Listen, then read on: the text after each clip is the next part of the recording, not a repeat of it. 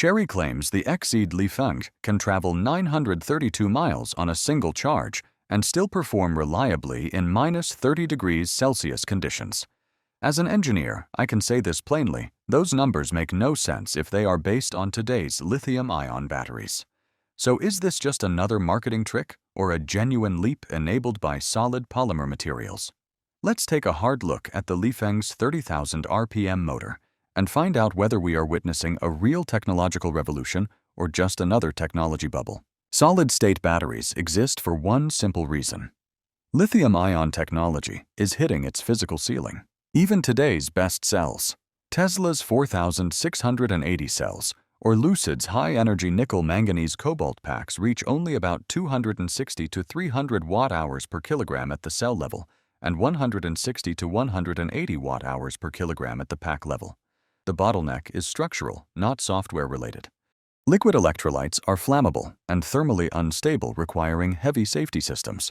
So while small gains are possible, a true performance leap is impossible without changing the battery architecture itself. This is why Chery's claim of a 600 watt-hour per kilogram solid-state cell represents more than incremental evolution.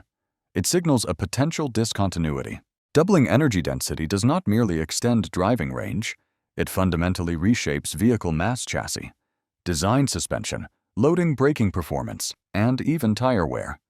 From an engineering perspective, this is precisely why solid-state batteries have long been described as the holy grail of energy storage, not merely the next iteration of lithium-ion technology. But this raises the critical question: are these numbers physically credible, or are they simply marketing artifacts? Chery's battery uses a lithium-rich manganese cathode combined with an in-situ polymerized solid electrolyte. This distinction matters. Ceramic solid electrolytes favored by companies like QuantumScape offer excellent ionic conductivity but are brittle and difficult to package at scale. Polymer-based solid electrolytes sacrifice some conductivity but gain mechanical flexibility and manufacturing tolerance. This is a deliberate trade-off. It is one made by an automaker intent on building cars, not impressing venture capital investors with laboratory prototypes. Range is where skepticism usually intensifies. Chery claims a 932-mile range under the China light-duty vehicle test cycle, even at -30°C. Engineers do not take test cycles at face value, so let us translate that claim into physics. The China light-duty vehicle test cycle is optimistic, roughly 20 to 25% more lenient than the worldwide harmonized light vehicles test procedure. Even after conservative adjustment, the implied real-world mixed driving range still lands around 528 to 590 miles. To achieve this, the Liefeng would require approximately 140 to 150 kilowatt-hours of usable energy, assuming average consumption of 155 to 165 watt-hours per kilometer, which is realistic for an aerodynamically optimized shooting brake on an 800-volt platform. This is where solid-state energy density becomes decisive.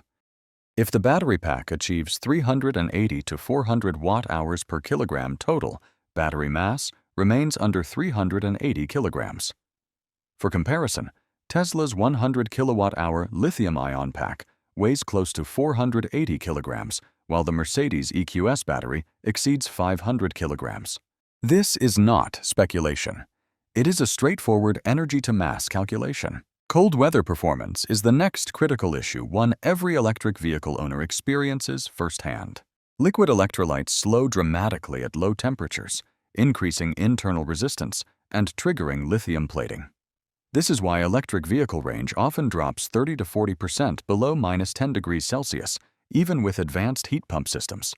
Chery claims stable operation at -30°C, describing reliable performance well below freezing.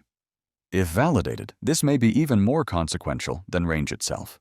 It removes one of the largest psychological and practical barriers to electric vehicle adoption in cold regions, such as northern China, Scandinavia, Canada, and parts of the United States. Skeptics then ask the next logical question: does higher energy density collapse under high power demand? Liefeng answers this with an 800-volt electrical architecture, which significantly reduces current for the same power output. According to Joule's law, heat loss scales with the square of current, meaning lower current reduces thermal stress exponentially. This enables faster charging, sustained high-speed operation, and lighter cabling. From an electrical engineering perspective, higher rotational speed allows higher power density, with smaller motors delivering equal or greater output. The trade-off is mechanical stress. At 30,000 revolutions per minute, centrifugal forces on the rotor are extreme. Achieving this reliably requires carbon fiber reinforcement or ultra-high-strength alloys to prevent rotor failure.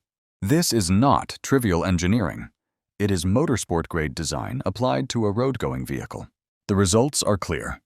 0 to 100 km per hour in under 3 seconds, and a 260 km per hour top speed sustained rather than momentary. These figures are not marketing theatrics. They demonstrate that the battery can deliver high continuous power without voltage sag or thermal collapse. Now compare Liefeng to today's benchmarks. The Tesla Model S Plaid offers an Environmental Protection Agency range of 637 kilometers. The Lucid Air Sapphire reaches 687 kilometers under Environmental Protection Agency testing. Both rely on advanced lithium-ion battery packs. Neither approaches even half of Liefeng's claimed China light-duty vehicle test cycle range. Their battery densities remain at 260 to 300 watt-hours per kilogram, while Chery claims 600 watt-hours per kilogram. Their motor speeds lag by nearly 50%. This is not incremental improvement, it is a leap. Which brings us to the final question.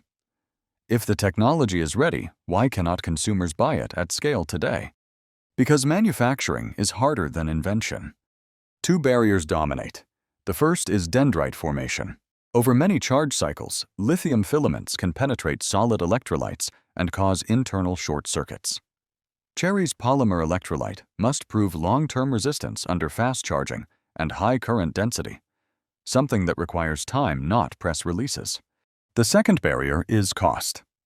Solid-state batteries remain significantly more expensive than lithium-ion batteries due to low yields, clean room requirements, and high-pressure manufacturing steps. This is why Chery's rollout strategy matters. Deploying early vehicles into ride-hailing and rental fleets compresses years of usage into months. High-mileage operation generates massive datasets on degradation, thermal behavior, and failure modes.